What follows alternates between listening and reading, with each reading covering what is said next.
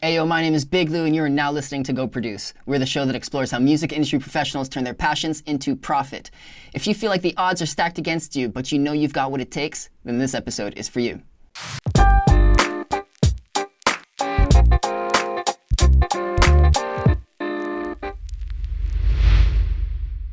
Thank you, Factor, for funding part of this initiative. The theme of today's episode is, what are some of the life lessons of a solo artist after an atypical, explosive launch? Today's guest is Miss Fallon Bowman. She's a musician born in Cape Town, South Africa, of Dutch and Indonesian descent, but is a musician from London, Ontario, best known for her involvement in Kitty, a Canadian heavy metal band formed in London, Ontario in the 1990s when she was 14 years old, taking her worldwide. A true anomaly of her time. She left Kitty in 2001 and did some of her work with Pigfaced and also as a solo artist under the name Amphibious Assault, as well as her own name. Ladies and gentlemen, I bring you Fallon Bowman. Hello, hello, hello. We're here. We made it. Thank you so much for being here. I want you to know that we do. Thank you for having me. Yes, we do appreciate your time, so let's make the most of it and go produce. Beautiful. Beautiful. The first segment that we got today is called The Basics. The basics. Cool.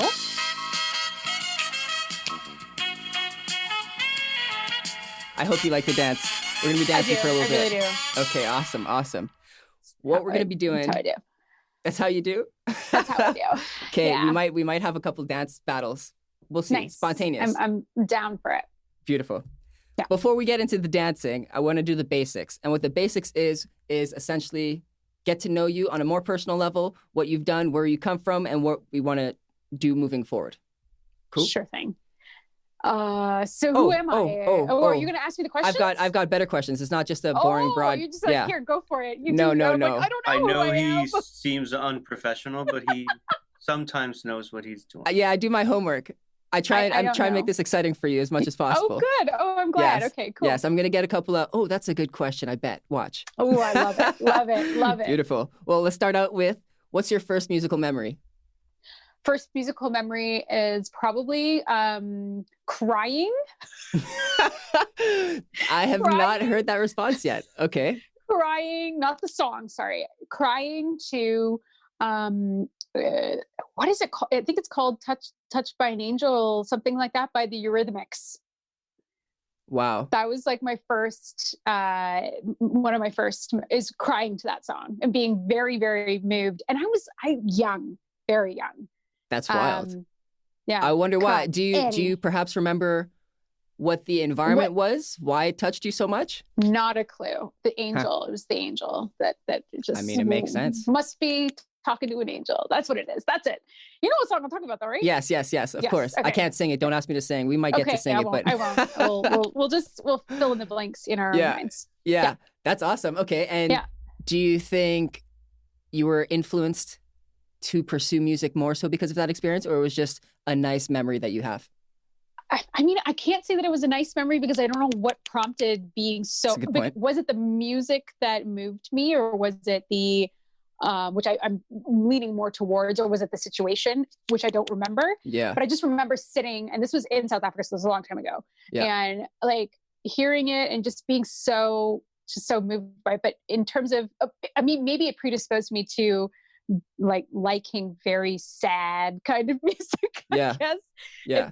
Sad, depressing music. Like even just realizing perhaps at such an early age, the power that music can have to move someone. Yeah. Absolutely. Yeah. And I mean how many times can we say that that's happened to us, right? Where you're listening to something, you're like, ooh, wow, that's heavy. Yeah. And it feels like you were supposed to have listened to it at that specific moment in time. Like being 5 years old and being like, I still cry, whatever. Absolutely.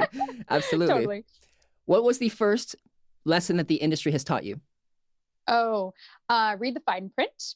That's always a good one. And also ask a lot of questions is I think one of the lessons now that I look back retroactively, like looking back, I should have asked more questions, because a lot of the time I think I didn't and just assumed that everybody had my best interests at heart, which isn't always the case.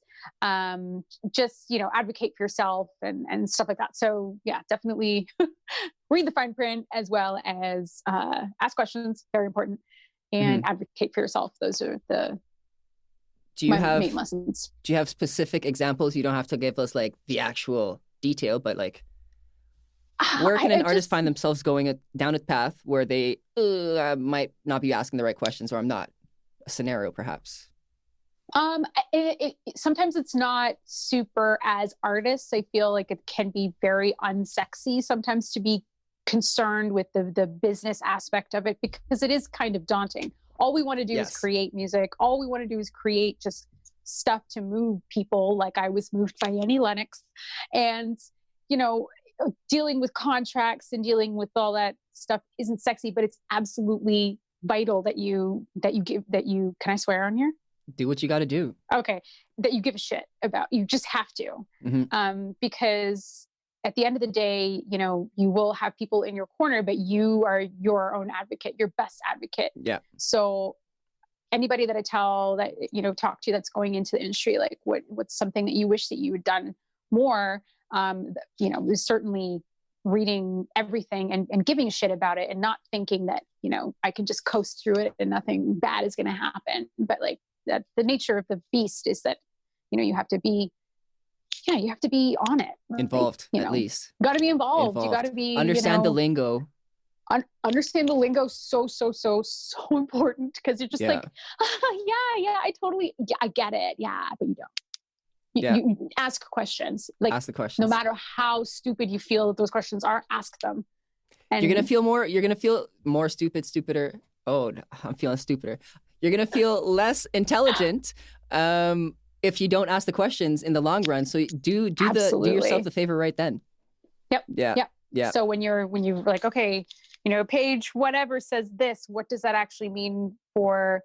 And the other important thing I think is, if you don't understand something, and in the meeting, or if you're in a meeting, let's say, I'm just saying hypothetically, find somebody who can answer those questions for you. You know, a mentor or whoever. Just reach out to somebody, be like, hey, so this is something that's happened, or someone approached me for this. Can you take a look? And it doesn't have to be a lawyer. Well, it should probably be a lawyer, but at any rate, in terms of specifics, it's certainly, you know, being so young was a bit of a disadvantage, because naturally that you defer to the adults around you, and think that their advice perhaps is the best, when really, you know, people can think they know the best for you when really it isn't, if that makes any sense. Absolutely. So it's really just about educating yourself as much as you can, and I don't know, seeking out the information that you need to make the most informed decision. Do you have any specific locations or resources where you would recommend people to go? Oh, that's a good one. See, there you go. Yeah, I knew you'd get there. I consulted a lot of like books on the music industry, general music business books, as well as particularly ones written either by entertainment lawyers or those sorts of things, because they know, those were specific. The ones that I read were like, you know, everything you need to know about the music business, which wasn't written by a lawyer, but regardless, those ones were specific to the US, but I mean, more or less kind of the same in Canada as well. So definitely books were, at the time, if we're talking, you know, back in the day, mostly books. Yeah. In terms of resources now, oh my God, I don't even know. I feel like there's probably a plethora of places that you could go to get that kind of information. In terms of specifics now, I probably should, but even in today's day and age, I'd recommend books still. Yeah, because the ideas, they're concentrated. Yes. You can get the full idea. I guess they're updated, or because things are also changing so much. And I'm also finding, even just now, navigating the industry now versus when I was kind of doing it more, professionally, what does that even mean? But like, you know, touring and doing all that other stuff, like more in it. I was more in it at the time. It's certainly the business is completely different now. But Absolutely. yeah, books are still my go-to. Books. Mhm. Yeah, for sure. For sure. I have Yep. to agree with you. Beautiful, Fallon. We're going to wrap up the basics. We've got our next segment now. Next segment is called What's Yo Take? Oh, I thought they said, "What's your cake?" I love cake. I'm not gonna play any sounds until I get satisfaction for that terrible. Satisfaction is not guaranteed. You should know this. Oh man. What's Can't Yo get no. Take? What's your cake? We need to get some cake in here after. Honestly, let's do it. I'm not Anyway, against sorry. it. I'm not against it. Before we start talking about cakes. Trying to run a show here. Come on. Okay, so What's Yo Take is essentially me throwing 3 semi-ridiculous perspectives at you, and I want your take on it. Oh, Cool, good. cool, cool. Okay. Cool. The band Kitty was an anomaly of its time. What are your thoughts on this? I wouldn't say an anomaly, but so much as a representation of, or a continuation of other girl groups, and filling basically a hole where there wasn't any before. And I would argue that has not been since. There have not been, not tooting my own horn here, but I guess I am. There have not been something similar to what you has did. not been, absolutely not. I don't. Yeah, I agree. Yeah. Did you at the time realize what you were doing? No. That's very cool. Not at all. We were just like doing our thing. It just felt normal, like it should. People are like, "So did you notice that you guys are female? Did you know that?" I'm like, You're not "Hey, you don't really allowed to." I have. What are you trying to say? Like, what do you want me to say? Like, okay, yeah, I know. I know. Why do you? That's true. When did you find that it became real after you started initially the band forming? I think it was when I started meeting people that I had idolized up until that point. So cool. I think the weirdest situation, or the most, I guess it wasn't necessarily starstruck as it is like, okay, wow, I got to take a step back. We were playing a very large festival in Europe, which is like basically any band that's touring at that time plays this festival. It's called Rock am Ring in Rock am Park in Germany. Okay. So one of the headliners was Slayer, I think Slayer and Korn and Deftones and like all these the major new metal and kind of old school metal as well. Yeah. When I came into the tent, there was a bunch of people standing there, guys. So it was the guys from Korn, guys from Slayer, just sitting around shooting the shit, talking. And I stopped and I'm like, oh, okay, maybe I should like, you know. And then they're like, hey, Kitty girl. Whoa. It's like, whoa. Oh Come on. And I think that it was clear that they knew who I was and who, you know, but they had also, I guess, watched our set too. And then it made me think like, oh my God, did we play well? Did we fuck up? And at that point it didn't really even matter. It didn't matter. It was done. Yeah, you did what you had to do. It was over, and they gave me the well, it was more like this as opposed to like this. Like, Come on, let's be real. Exactly. Yeah, I do not see Korn doing that. yeah. It was more like chill, you know. Nice job. Keep it up. Yeah, it was pretty good. Very cool. Yeah. It's cool. Yeah. Did you find that you had specific challenges that your male counterparts would not have had during the times of starting up? Oh, for sure. Because again, it was the same sort of thing where people would ask questions about how you feel as a woman in this industry and how you feel.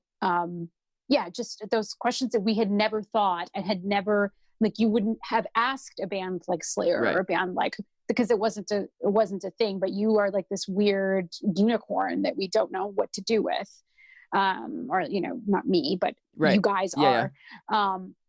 And so, I'm like, why are you even asking that question? Like, you're not asking our male counterparts those questions because it's like, you know, it's just the way it is. Do you think it was almost amplified because of the genre you were in?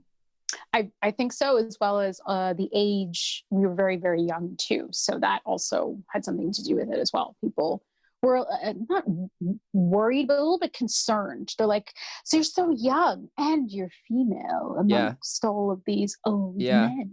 Yeah. And I mean, there is some merit to being a little bit concerned. But like, I mean, it was fine. Yeah. But I felt that was certainly because of the genre.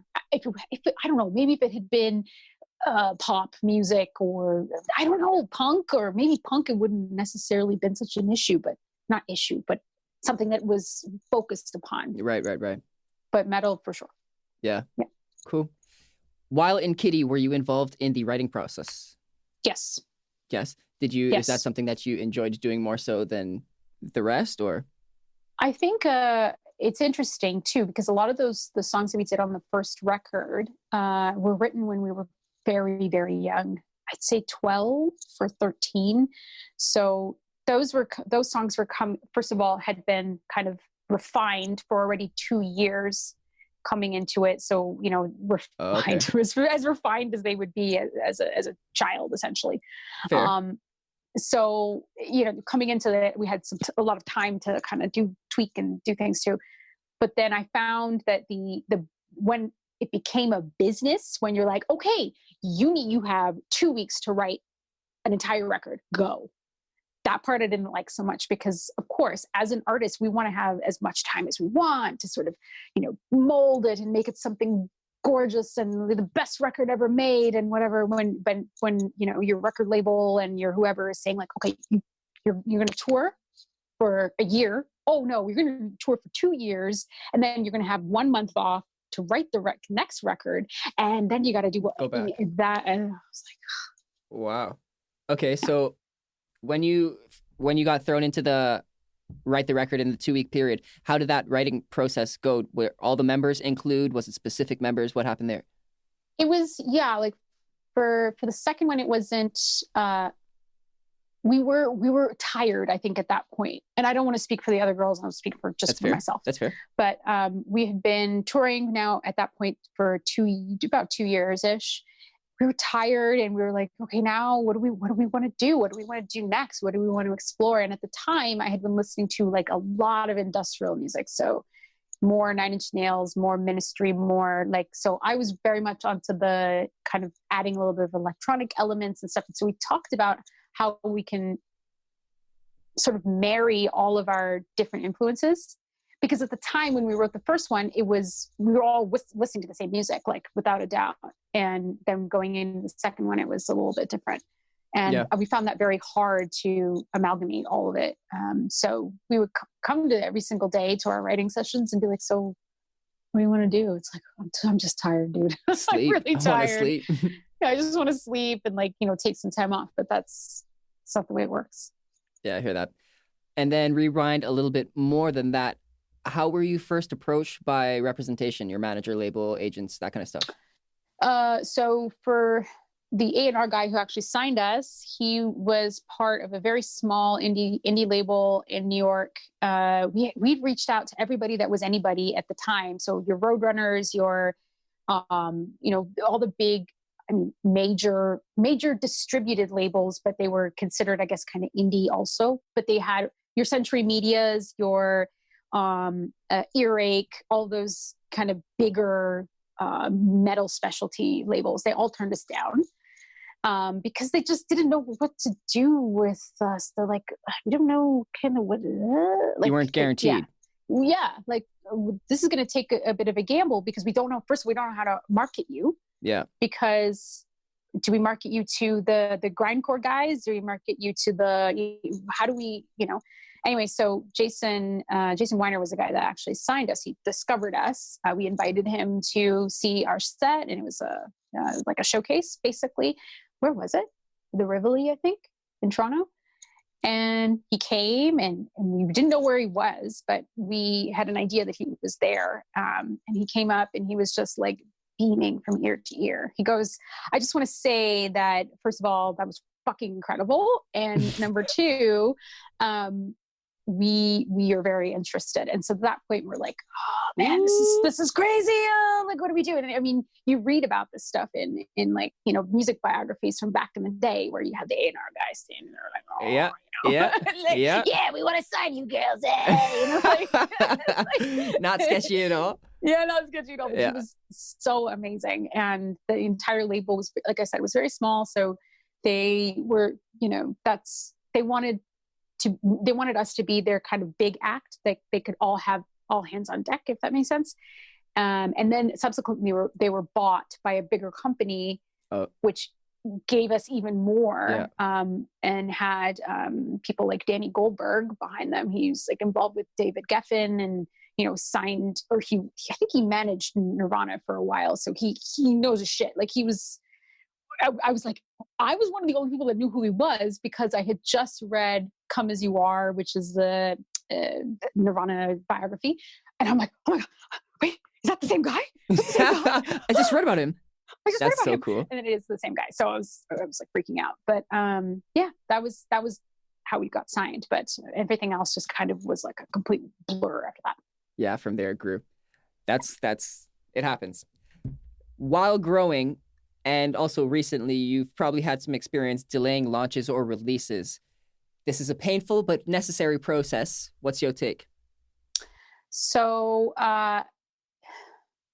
it makes me feel bad when it happens, but I think most music consumers are very more understanding of the artistic process, if that makes sense. So it's like I have a Patreon, for example. So I have people who really and truly, it's a very small group of people, but they really and truly care about the artistic process, and they're interested in how it works, and how do you approach writing, and how do you they really they're just generally much more involved and smarter about the way that it is. And instead of just being like, give me a song like now, because I just need something. And because there's just also, because I think of streaming services and other like avenues for people to put their music out. Music is just so pervasive. There's just so much of it. So people are constantly being, I guess, stimulated by different music. So they aren't necessarily as impatient anymore. Like they just have a lot of music to they don't fill have their to be. ears. Yeah. You don't have to be, right? Yeah. And so I feel like people are much more understanding if you're saying, hey, I want to take a little bit more time to actually make this good and whatever. And they're like, yeah, do what you got to do. Develop the products. Yeah, develop it. This is all good. It happens. And sometimes there are unforeseen circumstances that cause. Like COVID. Like COVID. That's a very, very real thing. Yes. Yes. I have specifically here one experience was that Amphibious Assault's second album was completed and originally scheduled for a June release, but then it was in August. Is there a story around that? Oh God, I don't even remember now. Because what's funny about that record is it was, I think I released it, and then because I wasn't really planning on doing anything with it, because of course I was still quite young when it was coming out, and I didn't really do a very good job of being like, these are the milestones that I want to have with the record in terms of, do I want to tour? Do I want to do this? I was just kind of like making it up as I went along, which don't recommend that. So, I mean, it really could have just been like, I just need a little bit more time. It's still good. Like, I didn't really stress about it at the time, whereas I stress about it more now. Because I'm on a schedule here. But I can't recall there being like a big incident or something that I was like, oh my God, I have to delay it. Yeah. Other than COVID. Other than COVID. Yeah, no, just joking there. We don't want to talk about the C word. Yeah. What's your take on where the music industry is going or bound to go after all of this is happening? After this COVID. After this C word? Yeah, we'll address it a little bit. Okay. So what I think is interesting about this year is that, as I was saying earlier too, the amount of music that has come, like it's overwhelming how many people have used this opportunity to stimulate their creative, it's a stimulating time that we're living in for many, many reasons. So I feel that it's a healthy, burgeoning, like, people are really getting that massaging that creative brain and coming up with all kinds of great records. Like, I don't even know how many bands, like I get emails every time, like I follow certain bands and I get emails every time they send something out. Like everybody's got a record coming out because it's just wild. The perfect fertile ground to create great music. So from here on in, I think I don't think it's going to stop. I think it's it's going to be fertile ground for, I think, at least 2 or 3 years, maybe even more.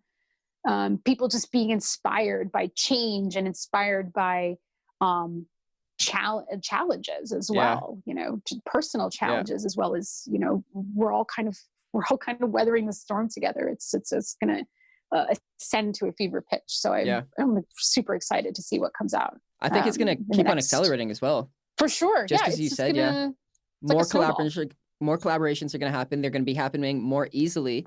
The sound quality is going to become better. All of that, and 100%. It's going to be a game changer. Perfect. That's What's Your Take. Yay! We made it. We got one more. We've got our next segment. Our next segment is called Clear the Air. Got it. It's a little freaky. Not so much dancing, but we're here. Okay. Oh, to start off, Clear the Air. Essentially, we're just trying to provide more educational background for a lot of the listeners here in Clear the Air. And I'd like to start this off with, at least for this season, fan questions. Okay. So we've got a question here from Ayana Butterfly. And if you can't hear it, Ayana. We'll repeat it for you, okay? Got it. I read that you used to light candles before the start of every show, but then you stopped since the time you almost started a fire. Can you tell us that story? Okay. Yes, I can. Thank you for your question. Previously, what I had done was the candle that I had bought was from Bath and Body Works in the US, and it was a glass candle that I had put on top, and it was shaped like a teardrop, like this, but small, flat bottom. Like this. Okay. At the time, I decided to put it on at the worst possible place, which is on top of my amp. But that particular night, they had, instead of putting they put Talina's bass right beside mine. So the bass was rumbling my head like this, like, and I was looking back and I'm like, oh my God, looking back. And then I could see it kind of like rocking back and forth like this. And so I'm like, oh my God. And I like run over, and it had already tipped over. And then all of the melted wax had gone all over my, I freaked out. Like, no, oh my God. We're going to stop doing this. We got to stop doing that. It's just like a total fire hazard. And it's so hilarious that no one, like, I had to be the one saying, like, maybe we shouldn't do this anymore. But everybody else is like, yeah, it's fine. It's fine. Don't worry about it. But it was my fault, though. I put it on something that was obviously not stable. Like, I mean, if it had been in something that cradled it. Yeah, a foundation, a solid foundation. It's fine right beside the base amp. No big deal. It looks pretty. So, yeah, not smart. No. Yeah, I was a kid. What do you want? It's fair. You live and you learn. Yes, indeed. That's beautiful.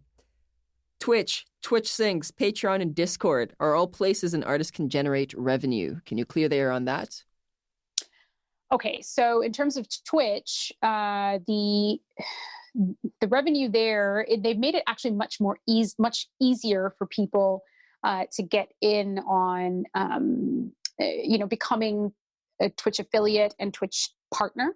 So for Twitch affiliate, you have to have a certain amount of concurrent viewers, which can be difficult depending on, if you're just starting out as a gamer, or if you're an artist or something like that. It's hard to kind of differentiate yourself from everybody else. Right. So I tried to push people on my other platforms to try and get them to my Twitch, just to come and look and whatever, trying to redirect traffic a little bit. So then not necessarily encouraging people, but saying like, hey, if you want to support the channel, see it grow, that's how you can monetize it. People can subscribe to you once you become a Twitch affiliate. And then they actually added Twitch, like gave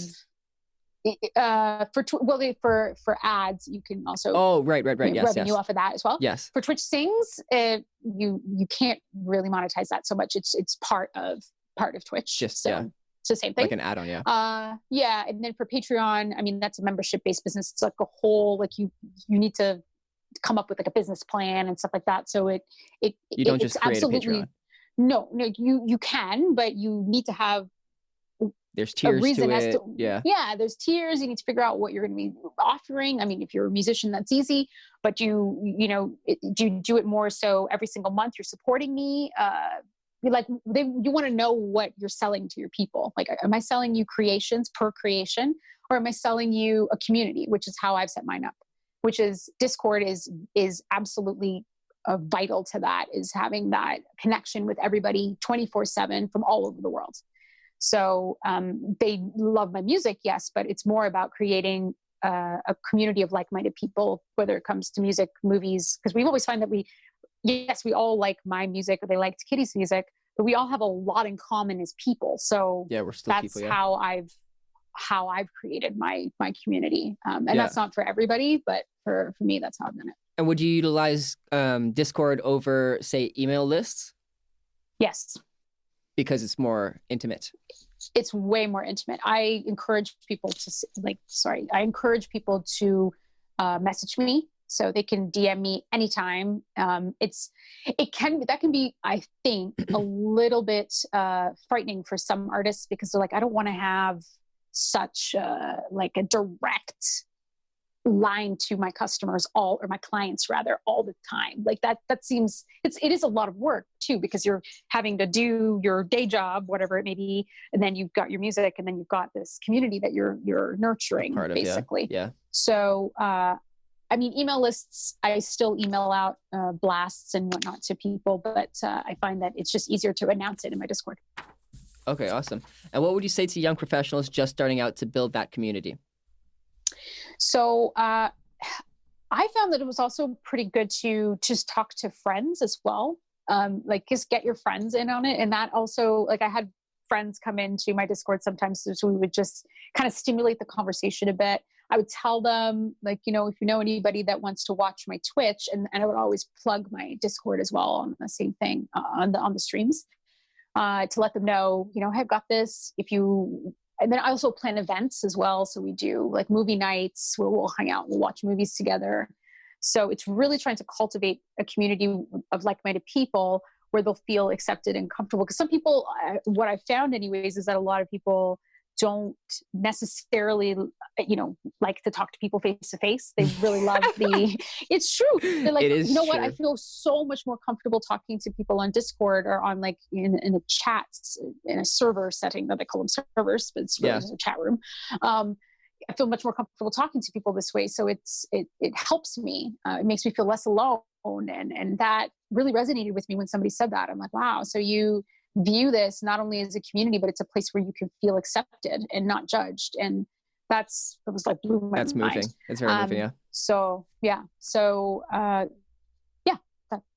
Perfect. Discord's great. It's great. Discord, really use great. it, and it pairs well with the other options there. Okay. You were the recipient of a bursary from Artscape Daniels Launchpad, which is an artist hub that nurtures and develops artists from a wide array of disciplines. Can you tell us what this entailed? Yes. So it's a great initiative. I believe it's the first year that they've actually done it. And so the way that it works is that they'll give you, like, you apply for it, obviously, and then you say, what project that you're hoping to work on, whether it be something, like a movie, or, you're a photographer, you want to do a certain amount of shoots for whatever, or a video, or if you're a videographer, for example. And in my case, I'm a musician. So I said, I'd like to do my record, and I applied as part of their sound recording section, which is called the Digital Media Lab. Okay. So not only is it a sound recording, but it's also your video effects,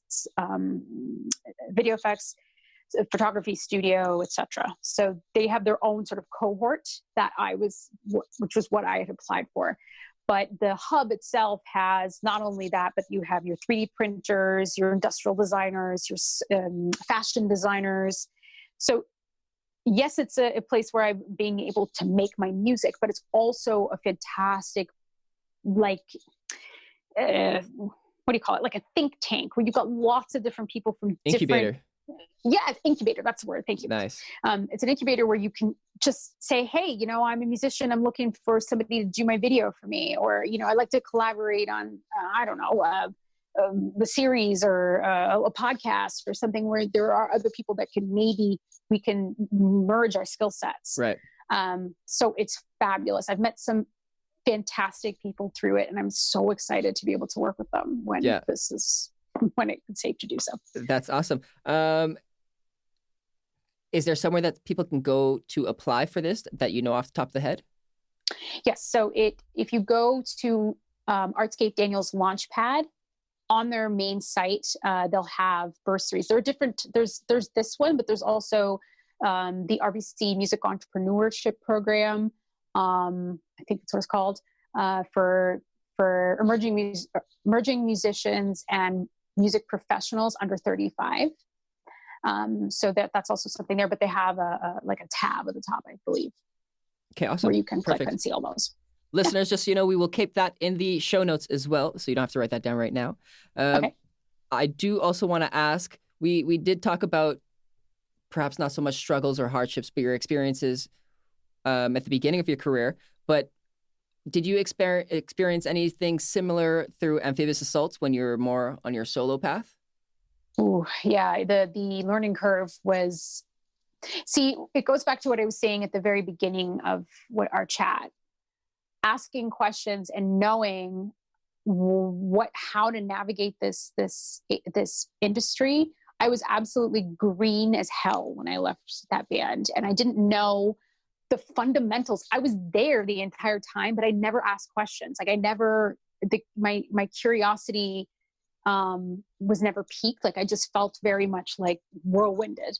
Yeah. So I had to learn everything on my own through books, through talking to people, and then trying to contact people as well. Because again, I like the concept of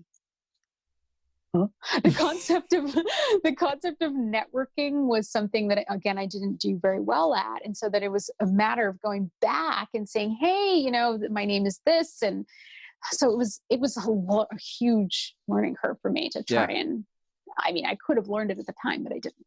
Yeah, and fair. I regret that. But yeah, networking is definitely a big issue for a lot of artists, a lot of bands, and even on social media, it's not necessarily so much easier. However, we did have a conversation with another guest. His name is Josh Simons. He's the co-founder of an app called Vamper, and it is about to change the game for musicians. Yeah, VAMPR.me. You download that for free. And I don't like to compare it to this because they don't use it, but it's very similar to Tinder or LinkedIn, whereas you input all of your profile details, and once that is populated, it matches you with other people that are either in your area, in your genre, physically, and it helps the networking process speed up. Check it out. Ooh, yeah, absolutely. If you I want. like that. I like that a lot. And because that's the other thing too, is finding people who are actually hungry about maybe wanting to collaborate and whatnot. Because how many times have I met other musicians who are great and they're super super super talented, but they're also doing like 30 other projects, and they're pulled here, there, and other everywhere, and that's normal, but but it's also hard if we want to make something together and we want to meet every week and create and whatnot. It becomes very hard logistically to do that. It's really now. really tough. But yeah. So if you have a bigger pool of people, I think. Yeah, and it's cool too. It's not just musicians and producers. You've got DJs, you've got photographers, you've got managers, agents on this. And with the Pro feature, you can also do distribution and you collect 100% of your royalties. Wild. Oh, look at that. Yeah. Wild. Yes, very cool. We're nearing the end. What is your relationship with Pigface today? So, like I said, I had done that record. Easy Listening was in 2002, I believe. And I did the 25th anniversary show in 2016. Okay. And then I did a show with them last year. So, and then we were going to tour actually this year, but there's that. And so likely that will be next year. And it's just a matter of anytime Martin calls me, it's like, hey, we're doing a tour. What are you up to?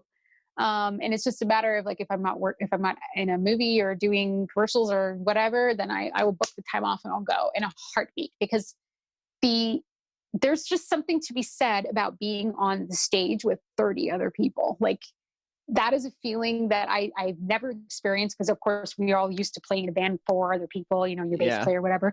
Never mind that. We got 4 bass players. Oh, you want more drummers? We got 5 drummers. Come like, on. It's insanity, but it's in this big, crazy family from all over the world. And it's I can't explain the feeling that you get when you have like literally a choir of people singing, and they're all just like punks, and like we just love each other, and everyone's fully in it. Like no one's half-assing. And we got Randy Blythe from Lamb of God this year, and so I had never met him before. Yeah, and he's just like, Fallon, hey, what's up? And he's like this like legendary metal singer, right? And I'm like, so cool. And he goes, you know, I really love playing with Lamb of God. I love playing with my other projects or whatever, but this project to me is just so special. I've never been part of something like it. And hearing him say that, like, I mean, that's very cool. Carries a lot of weight. It's very cool. Yes, that's very cool. Awesome. Yeah. Being someone who did the band thing and worked on music on your own, do you believe in partnerships or being a sole proprietor freelancer? Ooh, good question. I definitely, when I first started this, I loved the, hold on one second. I'll start that again. Definitely when I first started, I loved the fact that I could control everything. But there was really something to be said about when you're playing with somebody and they're just like tinkering. They're just doing something. And you're like, what is that? Do that again. What is that? And it ignites you. Yeah. That me tinkering by myself in my little teeny tiny basement in Parkdale, like, is not going to happen necessarily when somebody just sparks my, you know, so whether or not I prefer it, or I think one or the other is better, there's certainly merits either way, but there's certainly something to be said about that magical connection when you have somebody that you work so in sync with, like, oof. Yeah. Love it. There's a lot that comes through your environment, I've noticed. What advice can you give young professionals entering a band business-wise? Ooh. Oh my God. Okay. So definitely communication about clarification about goals. Much as this is about creating music and whatever, one day the creeping not creeping death, that sounds terrible, and I just wanted to use the name of a Metallica song, you know, that the business troll will come out and be like, you have to pay attention to me. And then it could get really sticky if you don't know where the lines are. And it's not really sexy to talk about that kind of stuff. Like, oh, well, you kind of came up with that melody, or maybe it's your song, or I don't know. Right. So those lines, I think, need to be very clear in the sand. Like, hey, we're coming into this, and everything that happens in this writing room is going to be ours. Like, we're coming as a unit. Or hey, you know, Lewis, you came in with that song, so it's technically like it's yours. Like, I'm just here adding my little accents, a little ding-dings and whatever. Yeah. You know, I just think that it's really important to have those lines drawn in the sand very early on. Ahead of time. Yeah. Okay. Awesome. I like that. That's a fantastic note. Do you have any final words? I know I asked you a lot of questions. Final general words? Final general words that's not a plug, or... Give us the plug. Anything you like. Okay, so I'm, as Amphibious Assault, I'm working on a record. It will be finished hopefully next week. So it will be out early next year. Okay. That'll be my plug. It is, more information will come as COVID wraps up. Fantastic. So, yeah. We will be launching these episodes next year as well, so we can tie it in nicely. Yes. We can communicate about that, perhaps. Beautiful. And match it up. Sounds good. Nice. Where can our listeners find you? Twitch? All right. Discord? So Twitch for sure. I'm there 3 times a week on Thursdays, Fridays, 6:30 Eastern Standard Time, and Saturdays at 11 a.m. with the exception of this week. But, and then also on my website, fallonbowman.com, I'm on all, well, not on all socials. I'm on Instagram and Twitter at Fallon Bowman, as well as on Facebook as well, which is really just connected to my Instagram. So it's just Instagram. Is the Twitch a specific handle? It's just Fallon Bowman again. Okay, perfect.